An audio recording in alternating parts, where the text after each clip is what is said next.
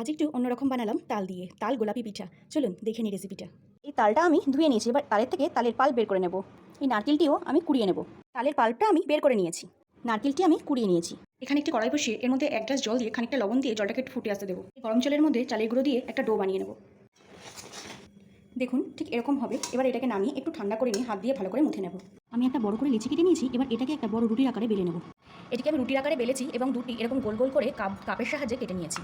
আমি গোল গোল করে 3টে কেটে নিয়েছি এবং মাঝখানে একটু একটু করে ড্যাব করে নিয়েছি। এবার এরকমই একটাকে হাফ করে কেটে আমি ঠিক এইভাবে মুড়িয়ে নেব। ঠিক এরকম দেখতে হবে। এবার একটার উপরে একটাকে ঠিক এইভাবে উঠিয়ে দিন। মাঝখানটা ভালো করে ড্যাব করে এটিকে এখানে বসিয়ে দিন।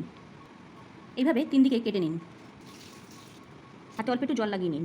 এভাবে একটাভাবে তুলুন, তুলে এইভাবে লাগিয়ে দিন। ব্যাস এরকমভাবে করলেই রেডি হয়ে যাবে গোলাপ ফুল।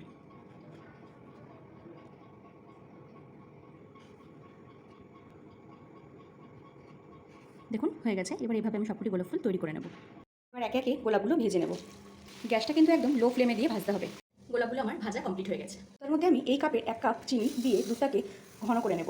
ফ্রাই প্যানে দিয়ে দিয়েছি তাল, দিয়ে দেবো খানিকটা কোড়া নারকেল, দিয়ে ভালো করে নাড়াচাড়া করে নেব। দুধ এরকম একটা টেক্সচার থাকাকালীন গোলাপগুলো এর মধ্যে দিয়ে দেবো। সবগুলো আমি দিয়ে দিয়েছি। এবার 2 থেকে 3 মিনিট একটু সেদ্ধ করে নেব।